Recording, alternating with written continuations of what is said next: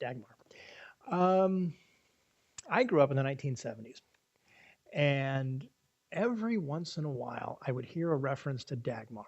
And I don't know if anybody else heard that or recognized that, but I didn't know what they were talking about. Who's Dagmar? I think about the oldest or the most recent television show I could think of that would have referenced Dagmar. I think it was uh, the Dick Van Dyke Show from the 1960s, where Maury Amsterdam made a joke about Dagmar, and that's like scratching my head and going, "Who's Dagmar?" And I didn't know who Dagmar was. Well, it turns out Dagmar was a voluptuous blonde in the 1950s. I think she might have been a Rockette, but her thing was she came to prominence during the live decade when television was done live. And she was this very tall, very voluptuous blonde woman. And her shtick was she would walk onto a live set and the men would fall apart when they saw her. And that was the whole shtick. So if you hear references to Dagmar, that's what they're talking about, this voluptuous blonde woman. Eventually, she got her own TV show, and it was a game show. And the thing is, she would go out in the audience, pull on a couple of men to compete against her on a Q&A show. And the whole thing was she got these men on the street and they would be standing on the stage opposite her and they just couldn't think straight because they were standing opposite her. And she would kind of, she was apparently a very smart woman too. So she would answer the questions and these men would kind of sit there baffled, just staring at her. That was the whole shtick of the show. So if you hear reference to Dagmar, that's what they're talking about. You haven't heard Dagmar's name mentioned in 20 years, but if you're from the 70s, you probably heard her name a few times. Betty White. Betty White has a Guinness Book of World Records for the longest span between Emmys. She has 6 Emmys that she received between 1951 and 2012. Betty White started in live television as a teenager.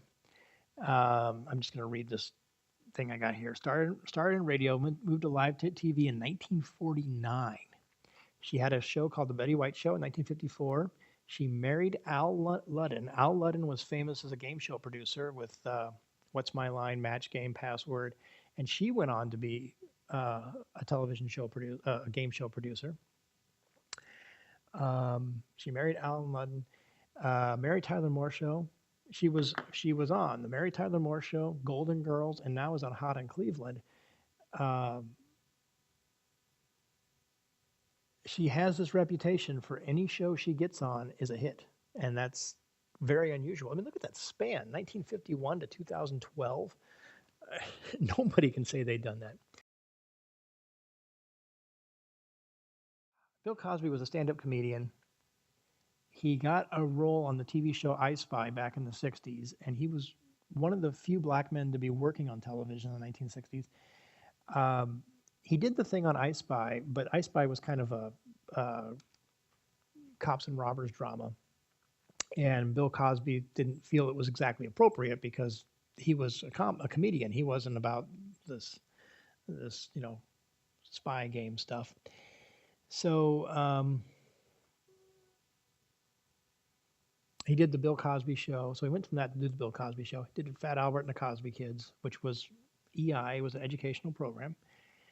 And then he did the Cosby Show. Interesting story about the Cosby Show was in the mid 1980s, Bill Cosby went to Carsey Werner, producers, and he said, "I want to come back on television." And when they asked him what he wanted to do, he said, "I want to be the hip janitor uh, in a I want to be the hip janitor in a high school, and all the kids will come to me with their problems, and I'll help them solve them."